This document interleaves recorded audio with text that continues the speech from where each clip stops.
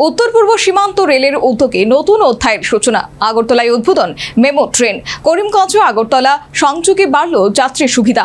বাংলাদেশ সংযোগের সম্ভাবনায় ইঙ্গিত মুখ্যমন্ত্রীর।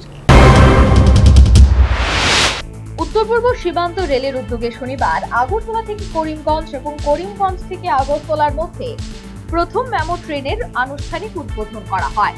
আগরতলা রেল স্টেশনে সবুজ পতাকা দেখিয়ে ট্রেনের যাত্রার সূচনা করেন মুখ্যমন্ত্রী মানিক সাহা। অনুষ্ঠানে উপস্থিত ছিলেন পরিবহন মন্ত্রী সুশান্ত চৌধুরী, রাজ্যসভার সাংসদ রাজীব ভট্টাচার্য, বিধায়িকা মীনা রানী সরকার সহ অন্যান্য বিশিষ্টরা।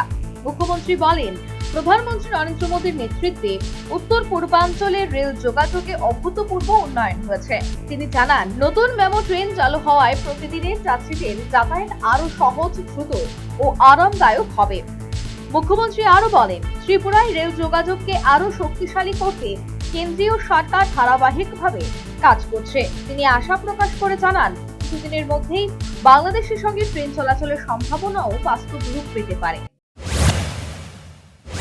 প্রধানমন্ত্রী জি চান যে যখন বাংলাদেশের সাথে আমাদের যে মৈত্রী সেতু যখন শুরু হবে, প্লাস এখান থেকেও যে ট্রেন লাইন অলরেডি আখাউড়া পর্যন্ত তৈরি হয়ে গেছে, আর বেশি দিন নেই, কয়েকদিনের মধ্যে সেইগুলো স্টার্ট হবে।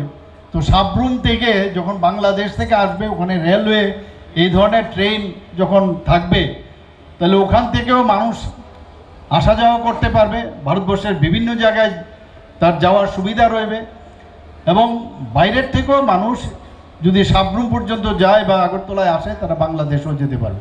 যে ইন্টারন্যাশনাল যে একটা রিলেশন, তার উপর ভিত্তি করে আগামী দিন এই প্রকল্পগুলো নিচ্ছে। এখন আমাদের ত্রিপুরাতে এই 2026 সাল সমগ্র ত্রিপুরা প্রায়, if I am not wrong, 271 kilometre আমি এই রেলপথ এখানে চুড়াইবাড়ি থেকে যে ইলেকট্রিকের যে লাইন, সেটা সম্পন্ন হয়েছে। মেমো ট্রেন চালুর ফলে যাত্রীদের মধ্যে খুশির বাতাবরণ।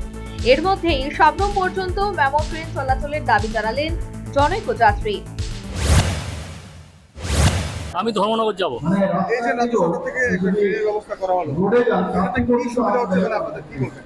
এটি ইলেকট্রিক ট্রেন, এটার কারণে যাত্রা দ্রুত হবে, ট্রেনটাতে যাত্রী স্বাচ্ছন্দ্য ভালো হবে এবং দ্রুত আমরা ধর্মনগর পৌঁছাতে পারবো। এটা খুবই ভালো উদ্যোগ। মাননীয় মুখ্যমন্ত্রীকে ধন্যবাদ এবং রেল দপ্তরকেও ধন্যবাদ। ভবিষ্যতে আশা করব এই ট্রেনটা যাতে সাবরুম থেকে দেয়, তাহলে সাবরুমের যাত্রীরা মানে ওই দিকের যাত্রীরাও মানে সুযোগ সুবিধাটা পাবে, এটা আশা রইল। পরবর্তী মেমো ট্রেন চালু হওয়ায় বিশেষ করে অফিস যাত্রীরা দারুণ খুশি। এতে দূরপাল্লার অফিস যাত্রীদের স্বাচ্ছন্দ্যের যাত্রা হবে বলে জানালেন এক অফিস যাত্রী।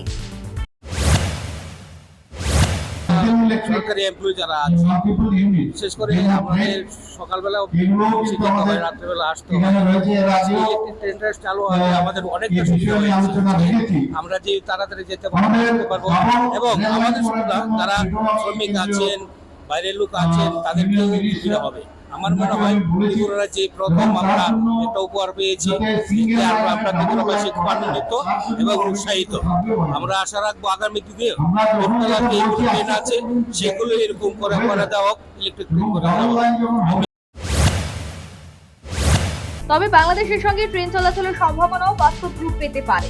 মুখ্যমন্ত্রীর এই ঘোষণা রাজ্যের বাণিজ্য, যোগাযোগ ও পর্যটনের ক্ষেত্রে নতুন সম্ভাবনার দরজা খুলে দেবে বলে বিশেষজ্ঞরা মনে করছেন।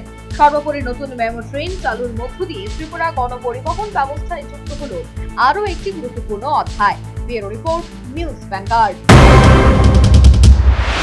इस रथ यात्रा के पावन अवसर पर स्वर्ण कमल ज्वेलर्स लेकर आया है स्वर्ण वर्षा। 1 जुलाई से 25 जुलाई तक अपना पुराना गोल्ड उसकी प्योरिटी के हिसाब से कंप्लीट वैल्यू पर एक्सचेंज कीजिए। पाइए गोल्ड ज्वेलरी के मेकिंग चार्ज पर 30% ऑफ और डायमंड ज्वेलरी के मेकिंग चार्ज पर 100% ऑफ। हर परचेज पर अशोर्ड गिफ्ट्स भी और सिर्फ बिल अमाउंट का 25% पे करके अपना गोल्ड रेट आज ही बुक कीजिए। तो इस रथ यात्रा खुशियों के साथ बचतों की भी हो स्वर्ण वर्षा। स्वर्ण कमल ज्वेलर्स, विश्वास, गुणवत्ता और बेहतरीन डिजाइन का नाम। Terms and conditions apply.